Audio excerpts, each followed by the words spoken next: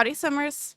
I don't know about you, but I'm feeling very overwhelmed after the live stream last week. In case you missed it, The Sims did a live stream last week showing off more gameplay for the Infants update as well as the new expansion. And all I can say is wowza. They gave us so much information and showed off so many cool features, it was kind of hard to keep track of everything. The stream was 2.5 hours long, and they didn't even show us everything. I'm gonna link the live stream in the description for you if you want to watch the full thing, because I'm gonna be going over some of the stuff that they talked about. But if I tried to go over everything, this video would be just as long as the live stream. So they split the live stream into two parts, the first part going over the Infants update and the second part going over the pack. So let's start with what's coming in the update. They're adding a new feature called Science Babies to the game. And you can have a science baby as a single parent or as a couple, they cost the same amount. Currently, if you have a same-sex couple in the game and you want them to have a baby that has both of their genetics, you have to have one of them either set to can become pregnant or can get others pregnant. With this feature, you don't need to do extra work. As a couple, you can just pick anyone that your sim has a relationship with and boom. Instant baby. This feature is really good for like surrogacy stories, and I'm really excited for it. Along with giving us the new life stage, they're also making some changes to the current babies. You may recall that a while back we got that huge skin tones update,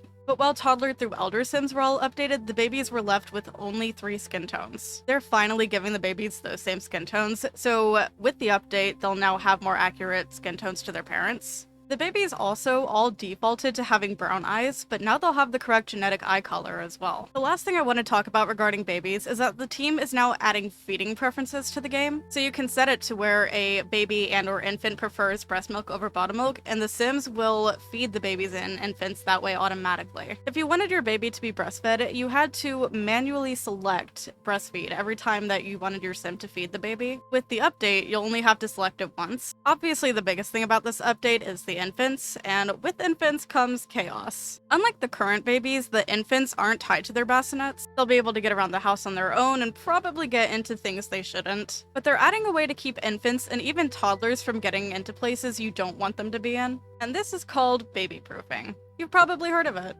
It's another locking feature that you can put on doors and gates to keep certain Sims out of places. They're adding a new fence and gate that looks like a playpen, and the toddlers can actually attempt to break out of it. They may succeed, they may not. Either way, I'm excited. The infants also come with 6 new traits. There's cautious, sensitive, calm, intense, wiggly, and sunny. I don't imagine any of these will transfer over to toddlers. They're specifically for infants. Just like toddlers have their own set of traits. I don't have a lot of information about what these traits actually do, but I do know that the wiggly trait makes it harder for infants to fall asleep, so they may need to be soothed with like lullabies, and that's really all I know regarding that. There are a few other things coming with this update, one of those being that they are increasing the number of likes and dislikes that your Sims can have. Currently, your Sims can only have a total of 20 likes and dislikes, but soon enough, that number is going to be upped to 50. And that's mainly to do with the fact that they're adding a couple new categories to the likes and dislikes.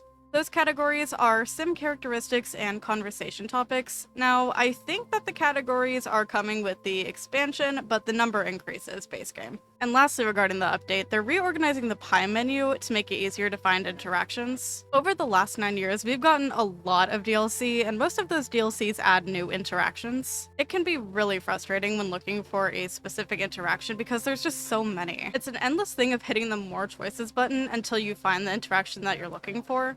But with the reorganization, it'll be even easier to find specific types of interactions under the already existing categories. If you want to give a friendly compliment, you'll be able to find the friendly tab, and there will be a compliments category under that. And you can find all those interactions like compliment outfit or compliment personality, things like that. It's truly a lifesaver. This update will be out on March 14th, and it's coming with even more stuff than what I just talked about. But now let's get into what's coming with the expansion pack. This pack is adding several new features to the game, including a feature called Family Dynamics. Family Dynamics are the type of relationships that Sims have with other members of their family. The ones we currently know of are supportive, jokesters, difficult, distant, close, and strict. And these dynamics can either be set in Create a Sim or developed through gameplay, and they can even change over time. The dynamics will even be present if you have family members living in different households. So say your Sim moved out of the house and no longer lives with their parents. If they have a close family dynamic, the parents may call more often, whereas if they have a distant family dynamic, the parents may not call at all. They're also adding social compatibility. Your Sims can either have good compatibility or bad compatibility. This is based on a number of things, from traits to likes and dislikes to even age. All of these things, and maybe even more, can affect whether your Sims have good compatibility or bad compatibility with each other. While this is an exciting feature, I'm a little scared that it's going to make it extra difficult for Sims to get along, and I don't think I'm ready for that challenge. And I think the biggest thing being added with this pack is the milestones feature. This is basically a proper memory system, and there are so many milestones your Sims can get, both good and bad. From getting married and having a baby to getting fired. There are milestones for peeing your pants for the first time, or starting your first fire, and there are milestones for each life stage. Infants have milestones like first time trying baby food, or first time standing, and so on. Kids have milestones for learning how to ride a bike, or losing their first tooth, just so many things. I think this is what I'm most excited for out of all the features coming with this pack. Another really cool feature that's coming is that Sims can now discover traits about themselves. As we're all aware, Sims in The Sims 4 can only have 3 traits. But if you watch the livestream, you may have seen that some Sims have more than 3 traits. And this is because they're adding the ability for your Sims to discover more traits about themselves through gameplay. So if the game notices that you're playing your Sims a certain way, you may get a pop-up saying something along the lines of, "Hey, this trait may fit your Sim. Do you want to add this trait?" And you can say yes or no. I don't think you can add those extra traits and create a Sim, but it would be really cool if you could. I can settle for developing them through gameplay though. And the very last thing I want to talk about is the quirk system. You may be familiar with quirks if you have the Get Famous expansion, but if you don't know what quirks are, they're basically traits that your Sims can have that make them a little bit more difficult to handle. Celebrity Sims can have quirks like Refined Palate, which makes them really picky about the food they eat. Or there's a quirk where they're always on their phone. Anyway, they're adding quirks to infants and toddlers, and I don't have a lot of information about them, but I do know that there is an infant quirk where they don't like to be put in their cribs, they just want to be held all the time. Not every quirk is that difficult. Like, there's a quirk for infants where they're just extra sneezy. That doesn't really do anything gameplay-wise, like, that doesn't add any challenge. The expansion releases on March 16th, which is 2 days after the infants update. But that is everything I'm going to cover in this video. There's so much more that I could talk about, but I already know that this video is going to be long. Again, I'm going to link the live stream in the description for you if you want to watch the full thing, because there is still so much to talk about. I'm not going to lie, as excited as I am for all the new content that's coming, I'm terrified for what's going to happen to my mods folder. I just know it's going to get absolutely wrecked.